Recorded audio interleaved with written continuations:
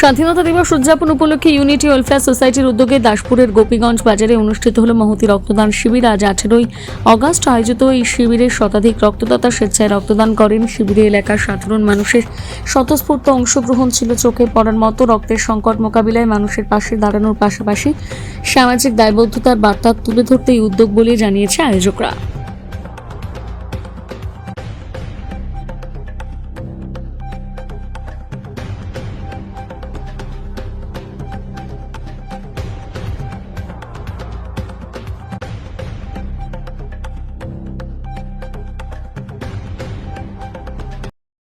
স্থল থেকে জানাই প্রণাম, অভিনন্দন এবং শুভেচ্ছা।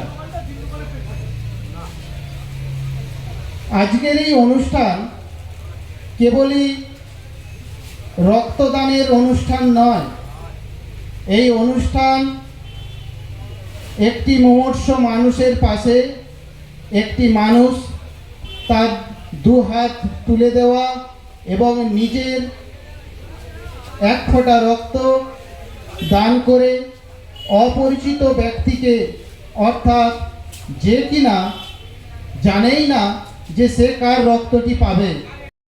উপলক্ষে আমরা রক্তদান ইউনিটি ওয়েলফেয়ার সোসাইটির তরফ থেকে রক্তদানের আয়োজন করেছি।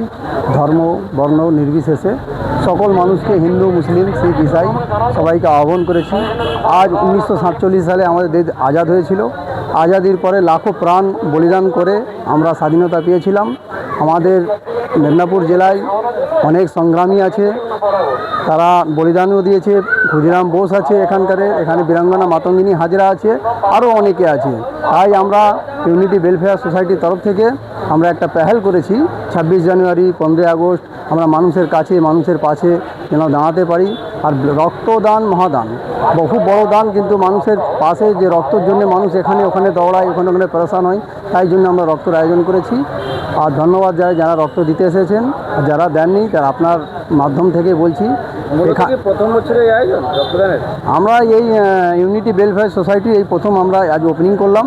আজ আমাদের 15 আগস্টে স্টার্ট। 15 আগস্টে আমাদের বাইক র্যালি ছিল কিংবা ঝান্ডা উত্তোলন ছিল, সন্ধ্যেবেলা সাংস্কৃতিক অনুষ্ঠান আছে। রক্তদানে কেমন সাড়া পাচ্ছে? খুব ভালো, মানুষ জাগ্রত আছে, লেডিস মহিলা সবাই আসছে, রক্ত দিচ্ছে, খুবই আনন্দের সাথে রক্ত দিচ্ছে 15 আগস্ট উপলক্ষে। ধন্যবাদ। আমার নাম আসলাম, আমি ইউনিটি ওয়েলফেয়ার সোসাইটির সম্পাদক।